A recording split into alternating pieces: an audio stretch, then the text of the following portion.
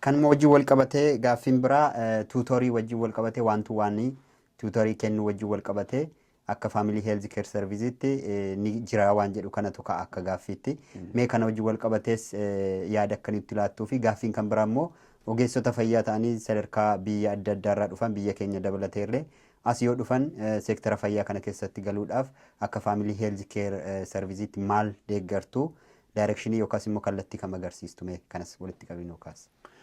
Akkati beektu tuutarii mbeettaa Oregon illee biraanchii qabna. Oregon irraa badhaasoon uummati barattoonni baay'een hin beeku. Inni baay'ee flexibilii ta'e ijoollee gargaaraa jira. Yeroo hojiirraa ba'ullee lafa isaan jiranitti miit godha. Yeroo hundumaa. Yeroo baay'ee namoonni keenya ijoollee rakkoo hojiif sababii saayitiin keenya cimaa ta'eef istiraagil jireenya lolaati kan inni jiraannu. Dhugaadha. Lola bakka.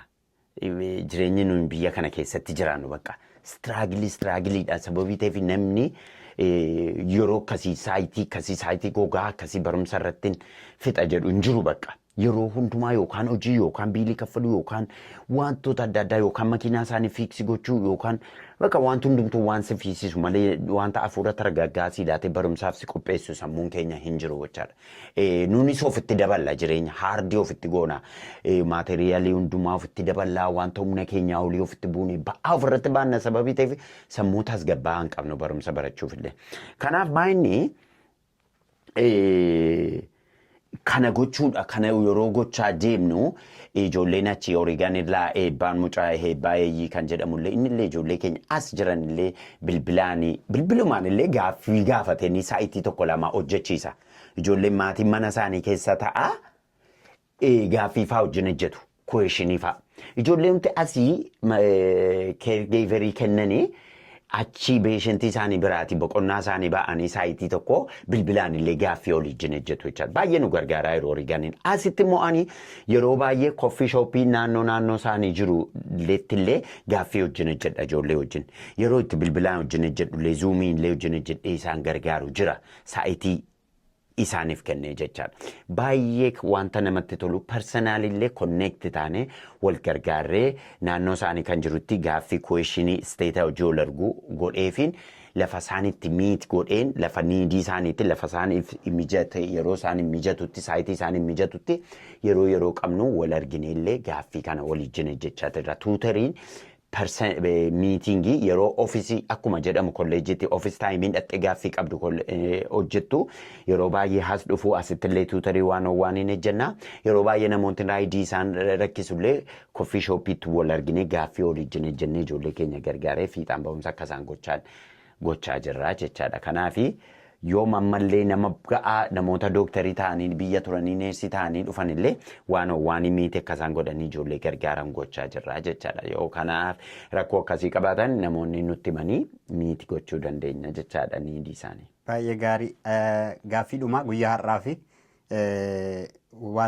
gama financial education wajjin wal qabatee jiru mee akkama family health care service'itti financial education wajjin wal qabatee wantoonni isin hojjettan maaltu jira yeroo baay'ee akka gaaffiitti kana wajjin wal qabate maal jettume?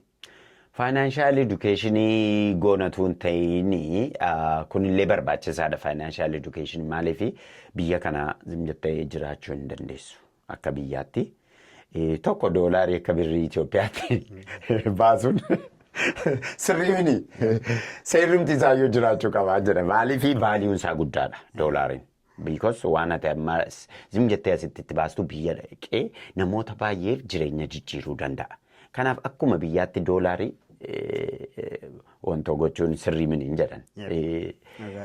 Maaliif vaaliyuun isaa hojii baay'ee jijjiira namoota irratti jijjiirama guddaa fiduu danda'a. Kanaaf maayinni kanallee of eeggannaa barumsa akkasiillee namaaf kennuun gaariidha. Barumsa isaa kilaasii hin jalqabne nuun anumatu yeroo baay'ee dubbata akkaataatti faayinaansaalii humna keessan ol yoo ta'e konkolaataa akkam binnee akka argitanii qarshii keessan akkas hin baanne qarshiin kun hojii guddaa hojjechuu danda'a jireenya keessan irratti jedheen dubbadhan. Maaliif ofii kootii akkaataan itti waggaa 7 saayikiliidhaan oofe'an konkolaataa bituu sodaadhee jechaadha. Maaliif barumsarra yeroo jirtu qarshii sassatu yookaan qarshii baasuu sodaachuun ni waannaan. Don't work hard, work smart jedhama. Work smart gochaa ture. Maaliif yoo konkolaataa birrii 35,000 konkolaataa guddaa bite isa birrii isaa guddaa biteef yookaan life is short jedhamee sintaamatti nooraaloo waggaa meeqa jiraadha jedhanii baasan miti wanta guddaan wanta inni damage godhu sii galee namni short life jedhu quality life itti jiraachuudha malee dhaqee ba'aa maateeriyaalii ofirratti fudee korporeet ooftaaf dhaqee birrii kennee akka barumsa hin dhanne si godha konkolaataan sun because konkolaataa sana kaffaluuf baay'ee jechuun sirra jiraata. Baay'ee jette taanaan yeroo hin qabdu qayyabachuuf. Baay'ee jette taanaan immoo faayinaanshaaliidii tola barumsa argachuu hin dandeessu. Birrii keessanatu dhufee akkaataatti faayinaanshalii sanaa saksas hin goone akkati barumsa sanaa fiixaan ba'umsa hin arganne si godha jechaadha. Kanaaf maal gootaa yoo baasii baay'ee hin qabdu ta'e ka baay'ee hin hojjettuunire kanaaf yeroo qabda qayyabachuudhaaf. Yeroo qabda baasiisaa baay'ee sababii hin qabneef maal godhaa iskuulli gavarnamentiin faayinaanshaaliidii tola akkati barattu si godha. Si galee kanadha waan guddaan. Maal ammam jiraatuu fi akkas ta'u maal ammam hin jiraadha inni እንደዚህ አይነት ላይፍ ማ መኖር አልፈልግም jireenya akkasii maa hin jiraadhu maaliif waggaa meeqan jiraadhaa jedhu. No inni Itoophiyaatti siif ejjechuu danda'a biyya kana keessatti garuu hin ejjetun. Maaliif akkaataatti baatee galuu qabdu beekuudha malee akkuma Itoophiyaa fareggeexee hin jiraadhe naa hin cabda biyya kana keessatti. I don't know. Knowledge qabaachuu qabdaa siraata baruu qabdaa akkaataatti adeemtu beekuu qabda. Kanaachi barumsa kee dhufee miidhaa. Barumsa malee si hambisaa. Ingiliffa akkaataatti namoota wajjin komunikeetii akkati hin goone si cuucee appaartimentii keetti si hambisa. Maaliif sodaa Ingiliffaati kan namni keenya waa bilbiluun barbaadu. Sodaa Ingiliffaati kan inni waan tokko bilbilee kun natti mi'aayee kontoraata keessan cufuun barbaada bilbila ko birrii 80 ji'atti kaffaluun barbaada jechuu kan inni sodaatu maan Ingiliffittiidha. Ingiliffa sana press 1 press 2 sa jedhu sana bilbilee seqeqanii saayitii tokko bilbilarra eeguu hin barbaadu understand hin godhu. Kanaaf baasii sana hundumaa baasu. Kanaaf akka argite jiraachuu hin dandeessu Ameerikaa keessa. Biyyi kun biyya seeraan ijaaramedha.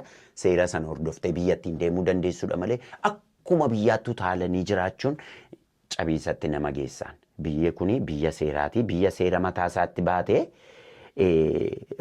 seera ofii mataa irratti baate malee akka biyya keenyaatti seera biyya miilafa jalatti dhiitanii irra utaalanii jiraatan miti. Biyya seera ndaa'um sagalee waaqayyoo caalaa seera isaaniitti tamananidha biyyi kun.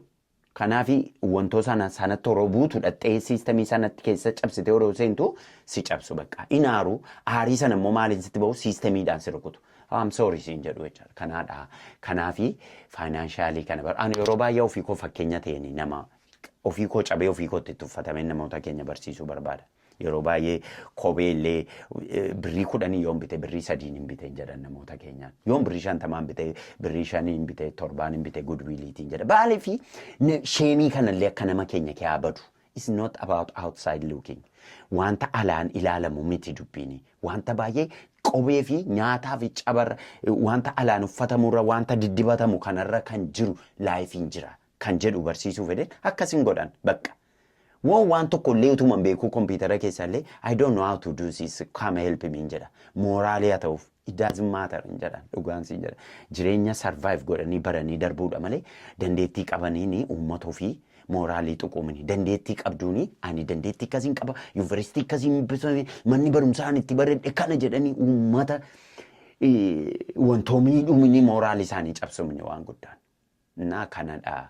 Kanaafi faayinaanshalii ofii beekuuni waa'ee jireenya short life long life sassatummaarra kan darbedha biyya kana keessatti. Jireenya biraa simiidha. Beekumsa malee si hambisa caba baay'eetti si kenna. Faayinaanshaaliidha kan namoota keenya gaa'ila isaanii kan miidhee jiru yoo jiraate. Irra caalaatsaa 50% namoota divorcii ol godha illee yoo jiraate maanne kanadha. Waa'ee faayinaanshaaliiti, waa'ee olloluuti. Haadha keef ergitaa, abbaa keef birrii ergitaa, obbolaa keef durbii keef maalodha biyya keenya beekta yoo fuute illee beekta maatii hundumaa walitti fuute fakkaata beekta maaliif hundumaa gargaartan. Kun immoo maa'inni dhufee maatii kee miidhaa, ijoolleeti guddistu miidhaa, jireenya kee miidhaa. Kanadha. Kanaaf siraata baruun illee gaariidha.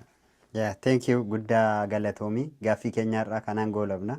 Guyyaa biraa walitti deebina. Guddaa galatoomii. Baay'ee ulfaadhu. kutaa lammaffaasaa torban dhufu yooti qophooftee gaaffii barbaadde fidee anis si deebisuudhaaf qophiirra jira. Uummati keenya kanarraa barumsa argatee jireenya fooyya'aa akka jiraatuuf abdii guddaan qaba. Okay, daawwattoota keenyaaf anis gaaffii isaan biraatii ka'u siif dhiyeessuudhaaf eeyyamamaadha waan ta'eef galatoomii. Ulfaadha.